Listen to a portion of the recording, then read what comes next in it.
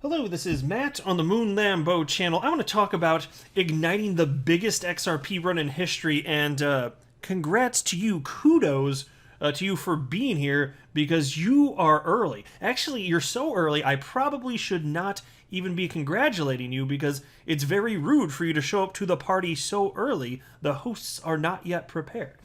But I kid you not, when you wait, by the time this market cycle's over and XRP finally hits its all-time high and enters price discovery, I don't pretend to know where the top is, but I see where things are going, and I really believe that it's going to be truly life-changing for so many people out there. Many of you listening right now, especially a lot of you that have been in this for years, just like I've been in this for almost 4 years at this point.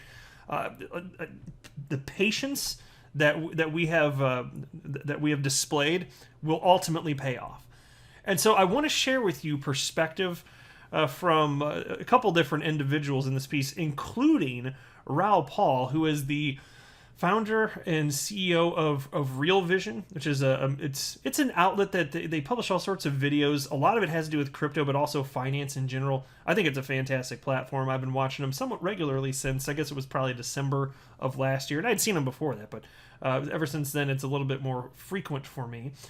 And Raoul, he's also a former Goldman Sachs executive, and he believes that XRP specifically is going to be increasing in all likelihood at least tenfold from the current price level. And I'm not going to run through this article. I actually shared this recently. This is from September 25th, but I wanted you to know who this was. For those of you that missed the video where I talked about this, here is the headline from the Daily Hodl.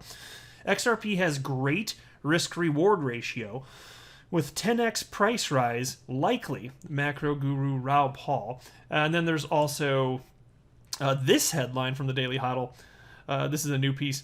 Real Visions, or wait, that is the one I was thinking of.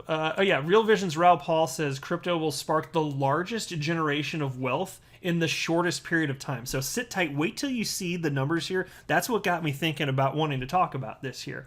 And he's absolutely correct.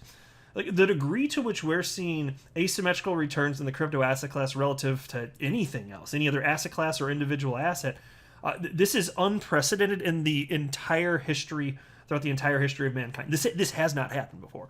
And so that's why I want to make sure you fully appreciate the opportunity at hand. And it's also why I say, again, kudos to you for being here and paying attention. I could not more genuinely mean that.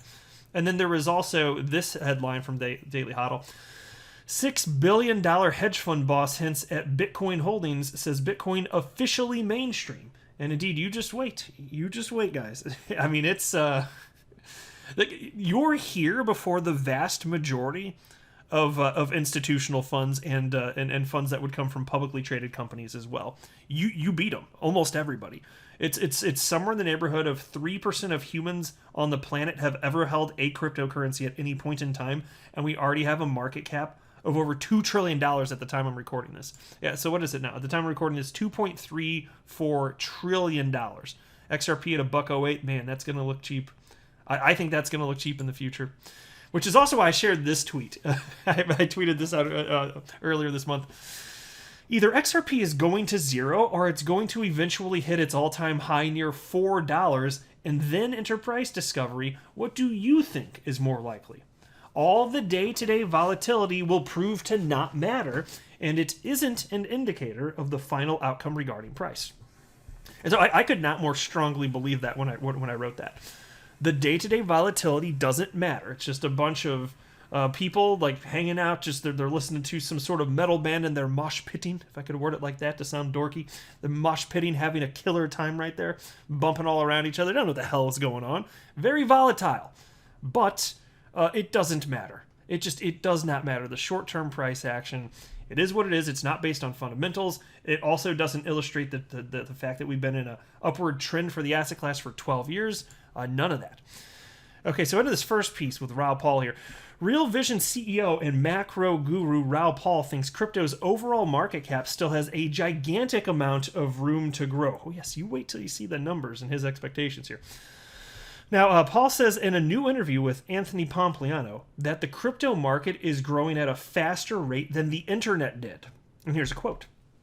I've just got a chart of adoption of the internet, and crypto matches it beautifully, except the internet was growing 63% a year when it had 150 million users, which crypto has now. So it was growing at 63% a year, and crypto is growing at 113%. So this is double the adoption rate of the fastest adoption of technology in all recorded history. We've never seen anything like this. Extrapolate the math. You get out to 1 billion people by 2024. So this is going to happen really, really fast. By the end of the decade, you're probably at 3.5 to 4 billion people, so most of the world. Well, that's the quote. Now, folks, you are here first, which is why I really meant what I said when I started this video. Congratulations, you just picked the winning lottery ticket. And there are people that are going to mess it up. There are people that emotionally buy and sell and this or that, and I'm not pretending that there's no risk and there are scams out there. I acknowledge all of that risk. I get it. But damn, there's still opportunity. Tremendous opportunity. There's never been anything like this in the history of our species existing. This is a once-in-a-species event. You can't just create another asset class like this out of nowhere ever again. Once the genie's out of the bottle, it's out. And we are so fortunate to be living at a time when this happened. You know, people a couple decades from now, some of them, are probably like 5 years old right now. They'll be wishing that they had been around this time. And so I'm not going to squander this opportunity. Oh, hell no. I understand what's at stake here, and I'm going to get mine. And already it's been life-changing as far as I'm concerned personally. So, and I just think it's going to get even more ballistic and ridiculous in a very positive way in the coming months. I don't know exactly when we'll see the blow-off top, but maybe whether it's a month or 2 or 3 or 6, whatever it ends up being, I personally believe that it's coming right here. And look at this adoption rate. Raoul Pal's not kidding around. He's really not kidding around. 1 billion people? My gosh, there's only 3% of humans on the planet, like I said, that have ever held crypto. And he's talking about, 1/8 of humans on the planet just 3 years from now. That's a big jump up. And so what happens when money enters the space, right? You get this tremendous multiplier effect very quickly. The reason, if you're wondering, the reason that we're able to see these tremendous gains, it's because there's not much money. So just imagine, there's $20 on a table right there. We'll just call it a $20 market cap for that money that's on the table, just to make it up, just word it like that. What's it take to get a 100% increase of that $20 market cap on that table? That's easy. Just any Joe Schmo who has $20 in their pocket, which is a lot of people, you just throw it on the table. You just double the market cap with $20 from one person. It takes almost nothing to get a doubling because there's almost no money and no participation in it, which is the case today with XRP, which is not a slam against XRP. I'm saying this is positive. This represents the opportunity. The market cap for Bitcoin, as I record this, is over $1 trillion. 1 trillion with a T. Market cap for XRP, $50 billion. 20 times smaller. Do you think that XRP will ever hit $1 trillion market cap? Because to me, that doesn't seem insane.